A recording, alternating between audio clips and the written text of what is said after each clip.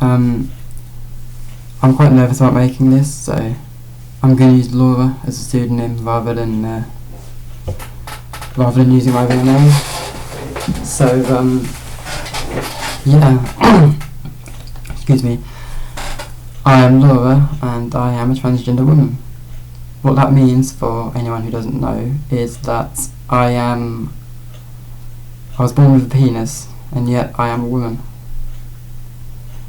Whenever I say trans, what I mean is it's an abbreviation for transgender. So yeah, if you were watching this expecting to see a man who wants to turn into a woman, then I'm afraid you're going to be a little bit disappointed, because that's not me. That's not who I am. I have always been a woman. I've always been female. I don't feel like I was born male. I feel like I was born female with a penis. So that's that. And yeah, I also am quite far in my transition actually. I didn't think to actually make any of these before this point, so it's going to have to pick up from here, unfortunately. But yeah. So I just thought I'd share some of my past, and I don't know, maybe it'll help someone. So yeah. Starting from the beginning, I had a fairly nice childhood actually. My parents never really, tried to, instill this ideals of masculinity in me. It didn't matter to them whether I played with dolls or with a football, still just playing. So that's that. Other kids at the time did try to force those ideals onto me, but they all failed miserably, I think I'll say. Like when I was 7 and I was sat like this with my legs crossed, and this other kid comes up to me and says, "What are you sitting like that for? That's how a girl sits." And I'm just like, so what? It just didn't bother me at all. So yeah, that was how it was until I was about 12, I think. When I was 12, puberty starts hitting you and all kinds of things start happening, things start changing. For me, I developed a much more of an interest in female clothes, makeup and hair and stuff. At the time, my hair wasn't that long, but it was starting to grow out. So I was able to do a little bit with it, but with very little success on my own in secret, obviously. I've never had a sister, so it had to be my my mum's clothes that I tried out the first. So yeah, most of them were not my not my style. Although there was one blue skirt which was really nice. I don't know what it was about it. It was a maxi skirt, so it was really long, but I did like it.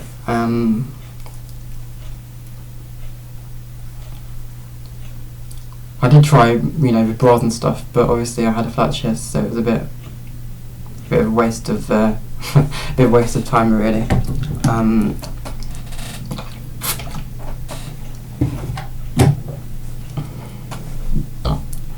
As I said, I was doing this very much in secret when no one was looking, and it was exciting. It was yeah, it was exciting. I also tried to experiment with makeup, but that obviously, as you can imagine, went horribly wrong as well. Interestingly, if I was sitting here as a cisgender woman, which is a woman who was born with a vagina and is a woman. Talking about how I played around with my mum's stuff when I was 12, no one would bat an eyelid, but, you know, when you're born with a penis, people expect you to not to do that and to be a man. So, yeah. So that went on for a couple of years, until I was about 14. When I was about 14, I kind of decided that I wanted to be much more open with this.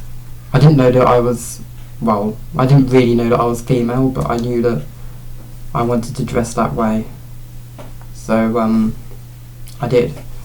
And it started with being accidentally on purpose caught in her clothes when people were out and they came back. But that kind of didn't work because they just kind of pretended nothing was happening. Excuse me. So, yeah.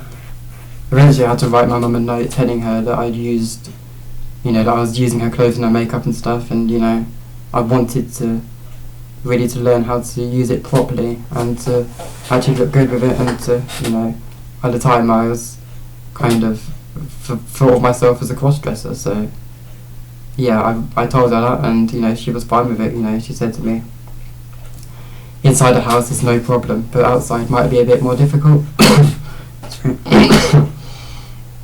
Excuse me.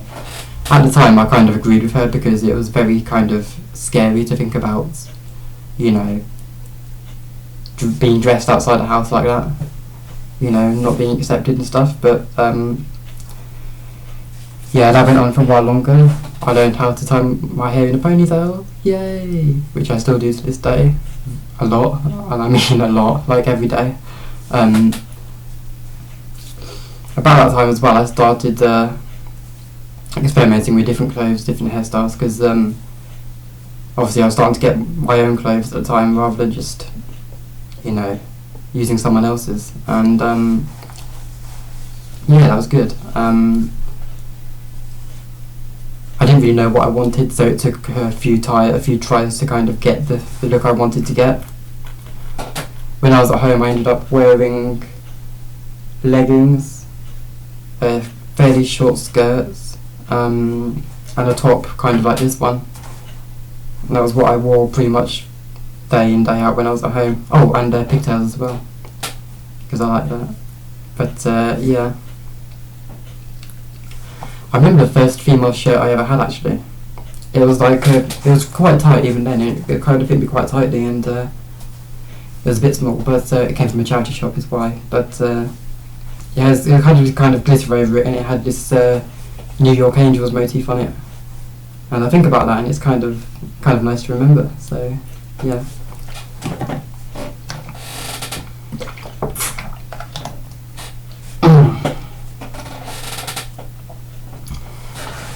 And it was about that time that I started working out that, maybe I really wanted to be a woman and, live as a woman rather than living as a man who dresses as a woman. And, I worked out for myself that I was female, and I came out to my parents in an email, and yeah, because I was really nervous about telling them in person, and I didn't, want to do it, and yeah. Well, actually, I think I came out to my brother in person before that, because I found him a lot easier to talk to, and he almost didn't care. It didn't matter to him what gender I am. I'm still me. So yeah, I think my parents were a bit more confused about it. They didn't know if it was a phase, they didn't know if I was going to grow out of it, but they still supported me, and they helped me. So that was good. When I was about 15, I got a bit sick of hiding myself at school. So I told someone, I don't know who, at school, that some member of staff, that I wanted to know I was trans and I needed to,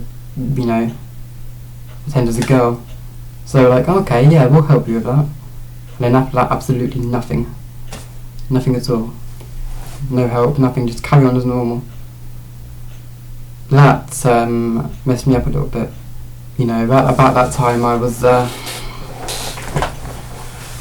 only was I having to hide myself, but I was having to hide myself after having the express intention of not hiding myself, because by that point I was sick of hiding myself. I couldn't take it anymore, so, but I still had to, so, you know, that things took a slightly less healthy turn for me.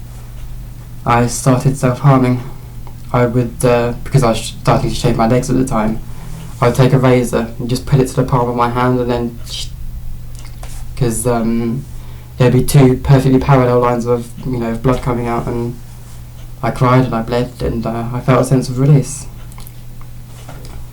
Unfortunately, that developed into a bit of a habit when I started feeling not very good about myself, and I did it quite a lot when I was 15. And I was also having suicidal thoughts, like, you know, because there were 2 years of school left, it was like, what's the point? And, you know, if I can't live as a woman, then I might as well die, because there's no point. I got on and off, I was, you know, considering, you know, making plans to kill myself, how I was going to do it. But I was just so indecisive that it never happened, and that may have saved me, but yeah. Self-harming gave me a release, and you know, just took me back from the edge a bit, so that I didn't feel the immediate need to do anything irrational. When I was 16, it was my last year of school, and I started going in a ponytail, like an androgynous ponytail. So that helped a bit, but it still wasn't right. I was still pretending to be, well, being forced to pretend to be male and all that stuff. I forgot to mention as well, when I was about 14, well, naturally when I was 15 and I'd been self-harming for a while, I went to see a counsellor, you know, a therapist about it, and so I spoke to him for a while, and, you know, I eventually told him that I was trans and I needed to live as a woman. So I got really stupid questions like, what's good about being a woman and bad about being a man that you want to be a woman? And do you like to go shopping? Like, seriously, he genuinely asked me that, and my jaw always hit the ground, because I just could not believe that he would ask that. Is that what you think femininity is, you know what I mean? But clearly he did. Anyways, after that I was referred to another counsellor who specialised in, can't remember what it was exactly, but she specialised in something else, but she wasn't much better. She just kept on going on and on about, what clothes do you like to wear, you know, how do you like to have your hair, how do you like to, what do you think about makeup, and all this stuff, and that's not what I needed. They were convinced that I had delayed puberty, and that the hormone imbalance was causing these feelings, basically. So they sent me to a paediatrician to get my body checked out, see if my puberty was delayed. The paediatrician wasn't particularly happy about the fact that these counsellors were trying to deal with gender dysphoria, which is the medical name for what it is. He wasn't particularly impressed that they were trying to deal with that on their own, and yeah, he wrote a letter to them quite bluntly telling them to refer me to a specialist counsellor, which was quite a good moment for me.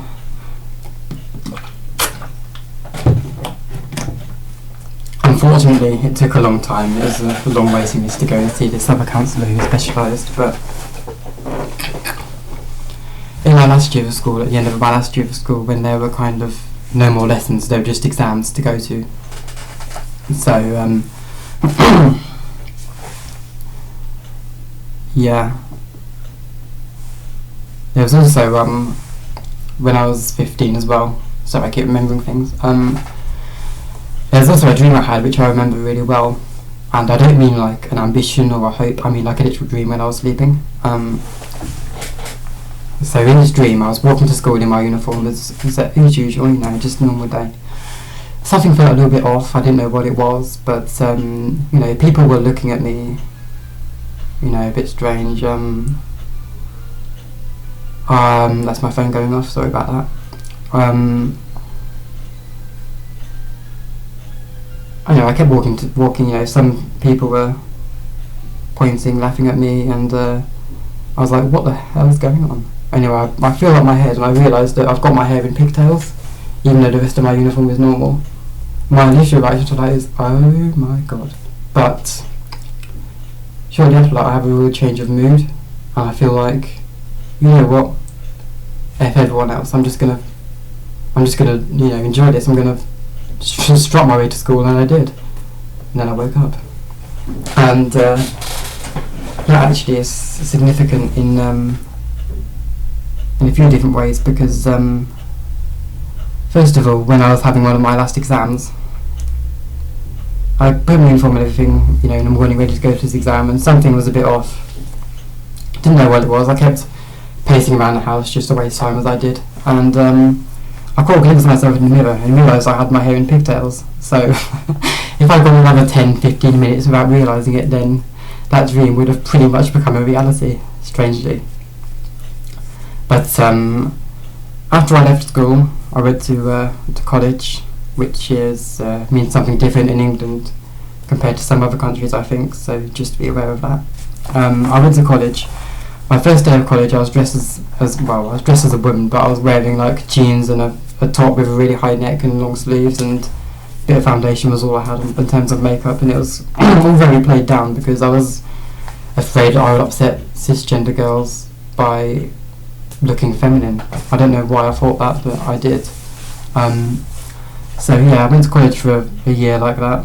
I remember the first day, I felt so good, like it was like that dream, that was how I felt.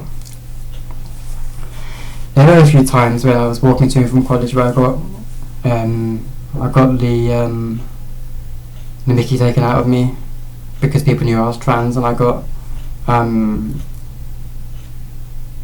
heckled a few times and stuff like that. But it wasn't that hard to deal with. It was way easier than hiding myself like I had been doing. So there's that.